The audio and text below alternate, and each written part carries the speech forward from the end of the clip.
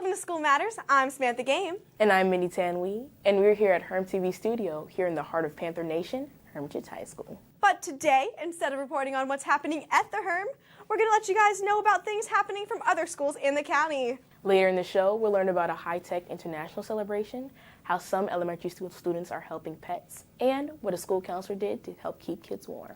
But first, we are heading over to Tucker High School to get a behind-the-scenes perspective of a big stage production.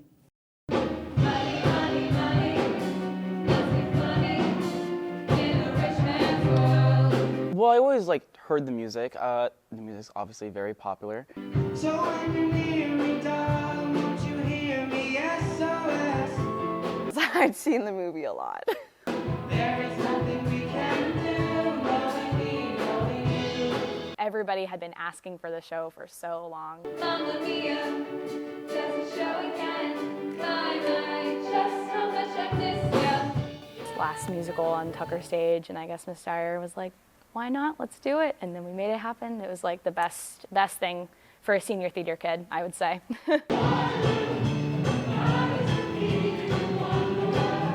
So there's a girl named Sophie, and she lives with her mother, Donna, on a Greek island. But she really kind of wants to know who her dad is, and because she's only 20 years old, she goes snooping in her mom's stuff, and she finds her diary, and she sees all these stories, these really romantic and not very kid-friendly stories of her mom and these three men. I was still feeling depressed about Sam, but after the show, Bill rented a motorboat and She sends them letters to invite them to her wedding, and they all show up, and she doesn't tell her mom about it. So her wedding's coming up, and her mom's really stressed, and then all of a sudden, these three people that she used to be in love with that she hasn't seen in years are there on the island. I was cheated by you, and I think you know it. So I made up my mind, this must come to an end. And everything kind of goes into chaos, because all three of them start to slowly think that they are Sophie's dad. I played Bill Austin, one of Sophie's dads. I played Tanya. I'm sorry. It's just been one jet-setting millionaire after another. She is a very colorful character. She's very flirtatious, and all things that I was having trouble characterizing with, I was like, this is not me. So I was part of the character ensemble. So there was like a dancer ensemble, character ensemble, and I was on the platforms, usually focusing on the singing aspect of it. And I feel like ensemble gets a little bit of a bad rap, but they're actually it's actually really fun because you're always dancing, always on stage, and it actually helped me grow with my the singing, having to keep your parts and everything. It was actually really, really fun for the show specifically because we got to be in the big Momma Mia number. Whoa, whoa, Momma Mia, here I go again. My, how can I resist you? I was in the dancer ensemble. I work mainly off stage. I'm in charge of all the crew, and so costumes, the shift who moves things like furniture and props. Definitely different from the other shows that I've been in, which is Bonnie and Clyde and Jane Eyre. Jane Eyre was Victorian era dresses. This was definitely a different show. We have such a big cast of 40 people, and we had an average of about 4 costume changes per person. It was my job to go through, organize a system in which everyone would be able to do their costume changes in a timely and organized manner. I absolutely adore my costume person. If I didn't have her, I'd probably not make it on stage in time. I like to sing SOS, but I think my favorite song would be Lay All Your Love. Lay all your love on me. Does Your Mother Know? That was with Layla, who played Tanya, and Noah, who played Pepper, and it took so long to choreograph it, and there were flips and lifts and swinging around. It was so beautiful. It's my favorite. And it took so much practice. And then once we finally got it down, we were able to add character with it and the flirtation, and it was really nice. He was a lot of fun to work with. He was so talented. But I can dance with you, honey, if you think it's funny. Does your mother know that you're out? Gimme Gimme. It was really fun because I call it the song that kind of has like the most like representation. It has like the dancing, the singing. The orchestra was amazing in that song. The saxophone was awesome, and like the guitar and spots over here, they were like blue and they were like going all over the place, and the light and the sound, it was just awesome. Pretty sure this was one of our biggest casts. There were concerns about it at first because we were like, how are we gonna fit so many people on our stage? It was definitely busy, not gonna lie. I did step on a few people's toes, but it was so much fun having everybody coming up on stage, and that was awesome. Most of us were like, okay, we have a couple songs left, it's all right. But I think them being Dancing Queen was just the big motivator to just like put it all out there, like all the extra energy you have, and you know, being in those cool disco looking costumes. And then Waterloo was such like a simple but like really fun, free like dance, and it was like, it was one where I personally was like laughing a lot, and it felt more like a community rather than just like a big like encore, I guess.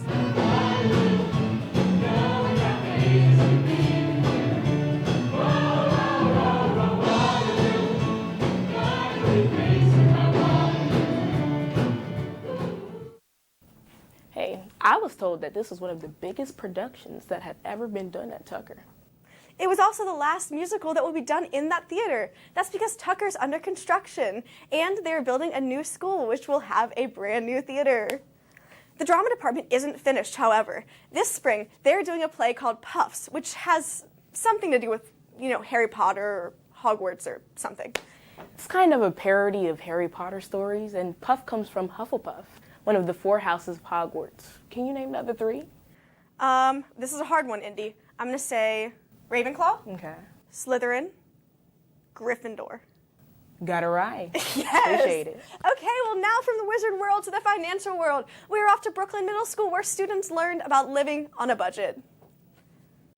We only have one bedroom option, this one right here. It was built in 2010, and this is the mortgage payment for that. We're at Brookland Middle School doing our Real Money, Real World simulation. This is an activity for young people to learn all about making choices. They receive a career and they receive an income or what the family situation, and then they take on the role of taking care of expenses as adults do. The more expensive the car, the more expensive the car insurance. If you live on the bus line, a bus pass might be a better option for you. What you learn from this is how to manage your money and to prepare you for real life and adulthood. Me and my friend came and we living together. We got an apartment. We're doing pretty good. You done this? They are going to be making these kinds of decisions in the near future. And if they have an opportunity to make these decisions in a playful setting, hopefully they'll remember some of this as they continue with school. As we move on to high school, they have the opportunity to participate in financial education classes that are required, and maybe some of this information will come back to them with ultimately them making those decisions once they are out in the world on their own. You are, but there's no savings. Let me see. Right savings and me right here financial. You need to learn about this stuff before it's too late.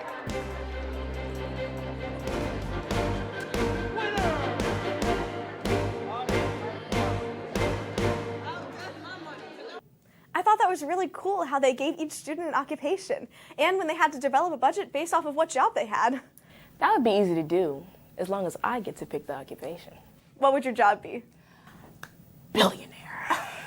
Okay, well, we'll be back with more School Matters after this.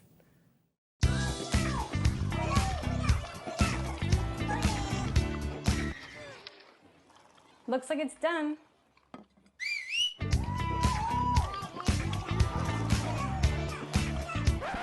Don't let salmonella get funky with your chicken. On average, 1 in 6 Americans will get a foodborne illness this year. You can't see these microbes, but they might be there. So learn the right temperature to cook each type of meat. Keep your family safe at foodsafety.gov.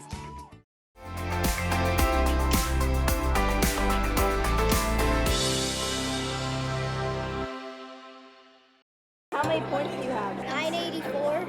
Should I just keep on clicking it? 984. I have 9,000.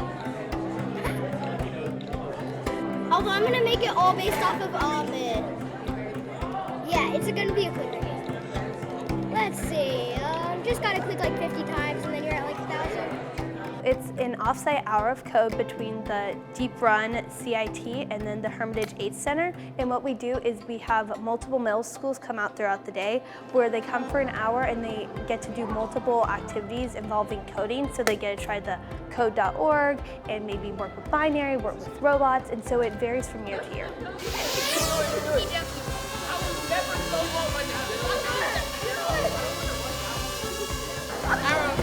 So great. Yes, it is.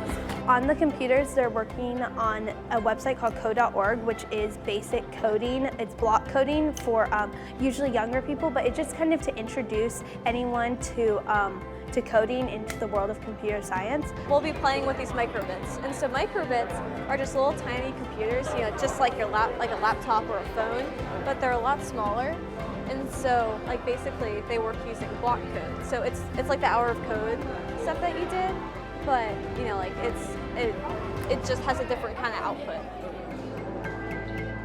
The microbits, that is paired with a iPad where they're able to kind of change LED lights on this little small system called a microbit, and they just get a code and process that, similar to what they're doing on the computer, but this time they get to see a different result. Rather than a game, they see the result on a small little chip. And then it'll start to transfer over your code.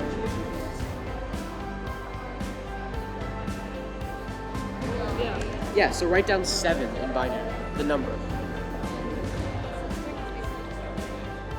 I think it's so cool. I wish I had this sort of opportunity when I was their age. Definitely in my technology class, we were able to do some of the stuff, but just being able to see like enthusiastic high schoolers doing it would have been such a great opportunity to see that there are people out there who are interested in it and maybe be able to try something out for the first time that they never saw before.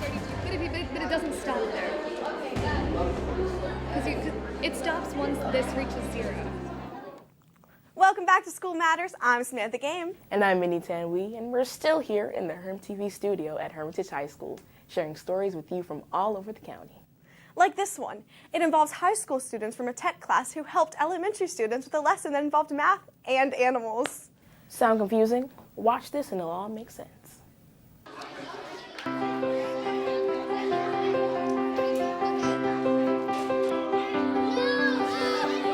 We wanted to extend our kindness theme, which is sailing on the seas of kindness. So we wanted to extend kindness to our furry friends in the local area. So we had the students build dog houses today. And 24 inches for the width of the low side.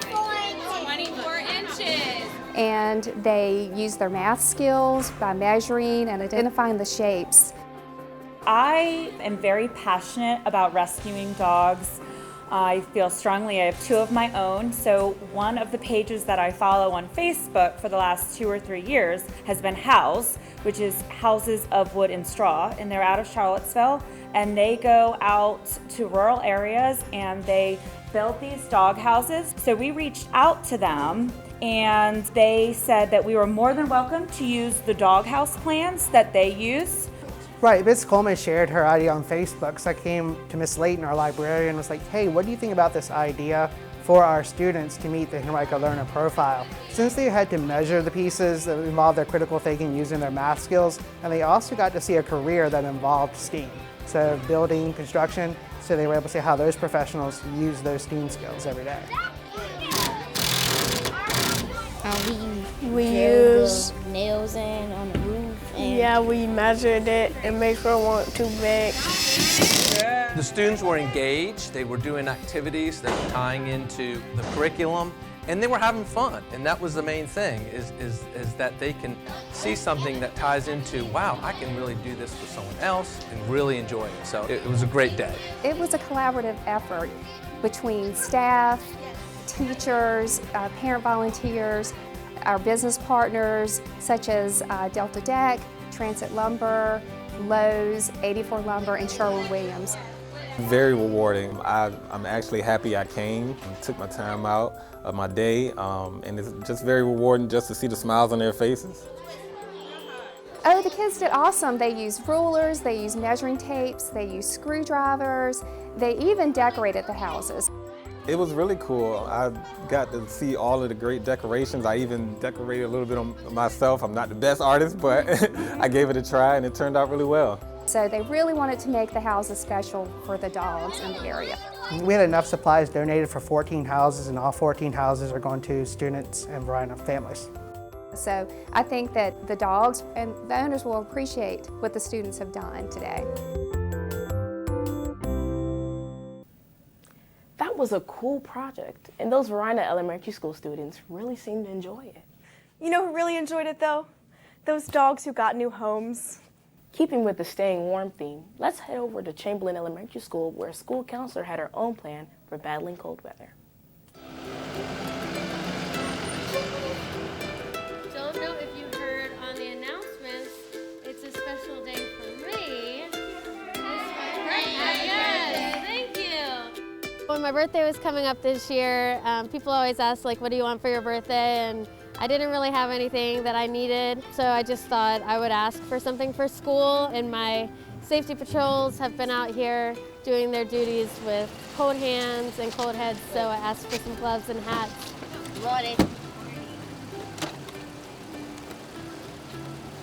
I put a post on Facebook, and then the response was pretty overwhelming, and I got a whole lot of gifts from people that I don't think normally would have given me a gift.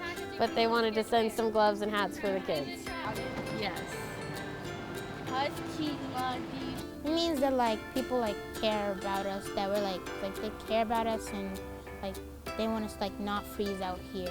Like they want us to feel like warm, so we don't get like frostbite and stuff. I think what surprised me the most was how quickly people were willing to donate.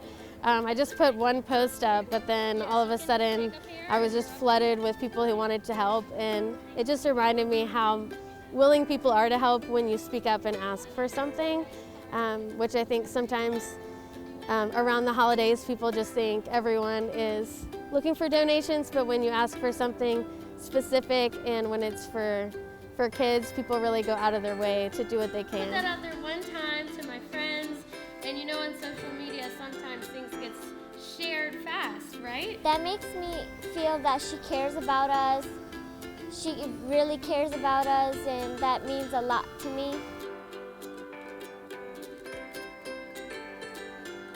I just want to say thank you for all the donations, and thanks for reminding us that there's people out there willing to help as long as we just ask for a little help. Your kindness has gone a long way. Thank you very much. We really appreciate it. Thank you so much. You mean so much to us. Happy birthday to you. Happy birthday to you. Happy birthday, dear Miss Holcomb. Happy birthday to you.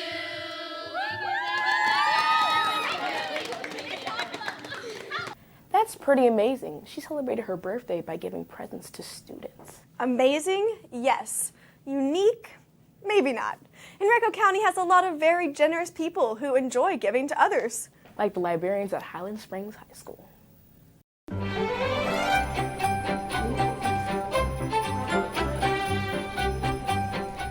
We had an event that we called Springer Holiday Shop, where kids could come and get books to give as gifts to their family and friends. We called it a shop, but all the books were free to the students, and we turned it into a whole event. We had wrapping paper stations and hot cocoa and snacks. There you go. You want any of the cheese doodles? Our assistant, Shannon Odendahl, was a huge help. She was manning the snacks and the hot cocoa. One thing that we really focused on was having books for every level, just like you'd go into a bookstore. So everything from board books to really little ones, if they had siblings or cousins, or all the way up to adults if they want to get something for their parents or grandparents or any adult in their life. We gave away, I think, over 300 books. Yes. We've been collecting them since last May. And most of them came from Goodwill of Central and Coastal Virginia. So Shannon from Library Services, our specialist, came over to help us out, and I don't know if she knew how much work she was going to do, but she jumped right in. There you go, so that's your drawing one, okay? She was a huge help. We had over 50 kids signed up to attend the event, and there was a lot more interest, so we're going to try to do it even bigger and better next year. So, Indy, what's your favorite book of all time? I'd say To Give a Mouse a Cookie. You? Well, I'm going to go in a different direction. I would say To Kill a Mockingbird. Well, we'll be back with more School Matters after this.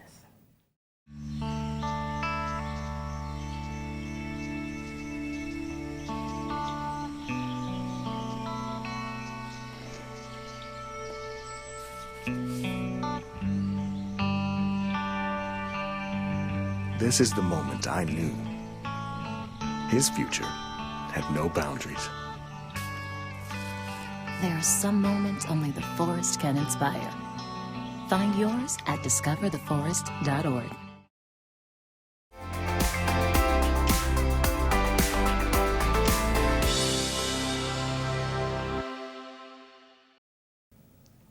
Welcome back to School Matters. I'm Mindy Tanwee. And I'm Samantha Game. So far in this program, we have learned about building dog houses, putting on a play, and living on a budget. We've also introduced you to some very generous people in our schools. As you can see, we are still in the Herm TV studio. It's where we do daily news to keep our classmates informed. And entertained. Hopefully. We do this because we're both interested in television. It's work, but it's fun. Over at Short Pump Middle School, students are having fun and working hard on an art project that involves animation.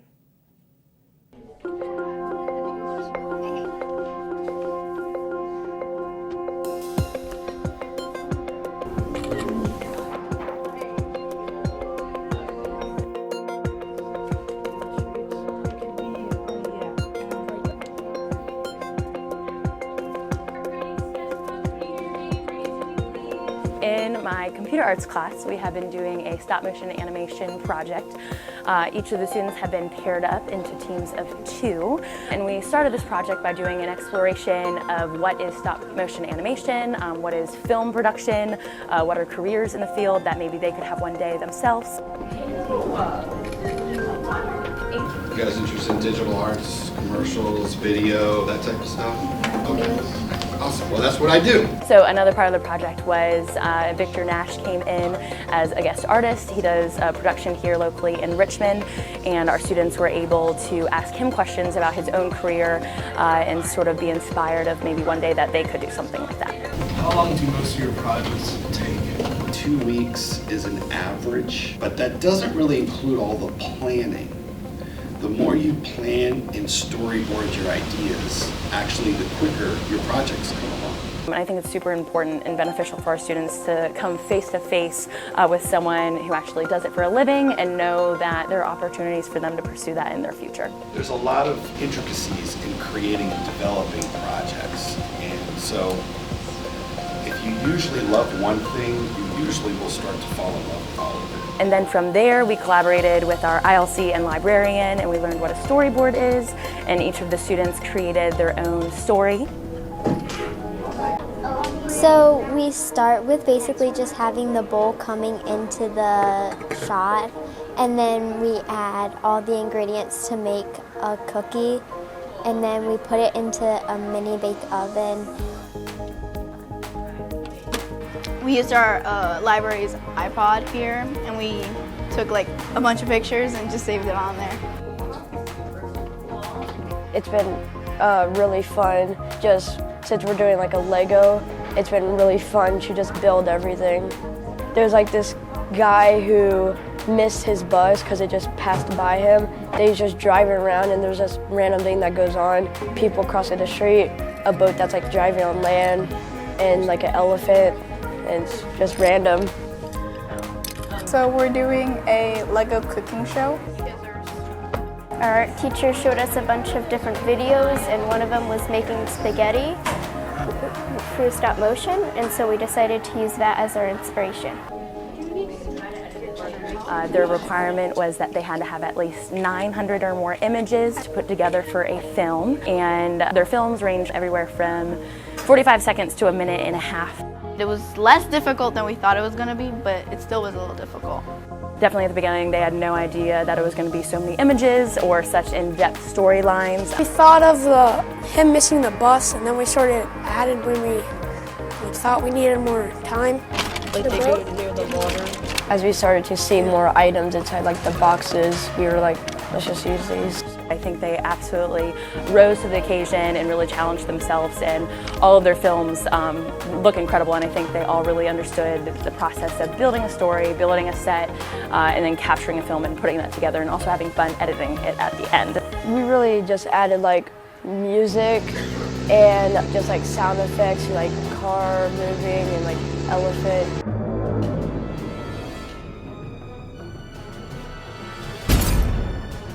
I think it turned out really well.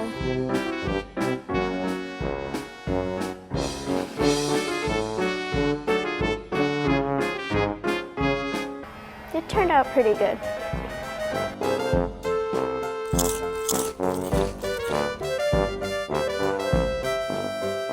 Our viewing party is going to be this week. The students are very excited. We've invited teachers and classes and families, their parents to come in. We're going to have popcorn, and it's going to be in the library. They're very proud of their work. I would say some of them are very excited to show it, and some are a little nervous, but I also believe that it's really important as artists that we have a platform to share and to grow from that experience of how does the audience react to my films, and how can I learn from that in the future too.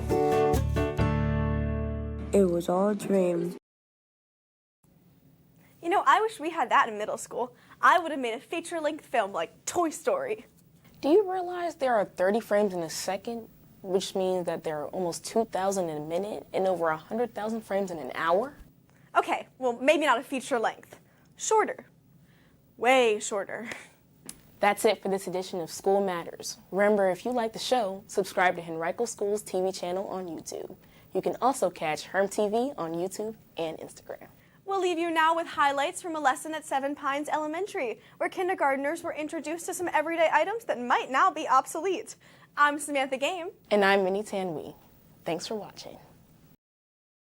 My name is Mrs. Kelly, and I used to teach kindergarten here. I taught kindergarten here for 15 years. Wow. I want to ask you a question. Are you ready?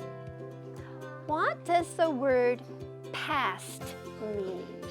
What does the word past mean in the back there?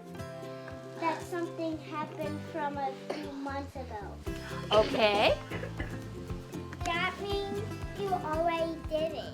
Okay, you've already done it. It happened a long time ago. Present when it's new. Okay, so present is new.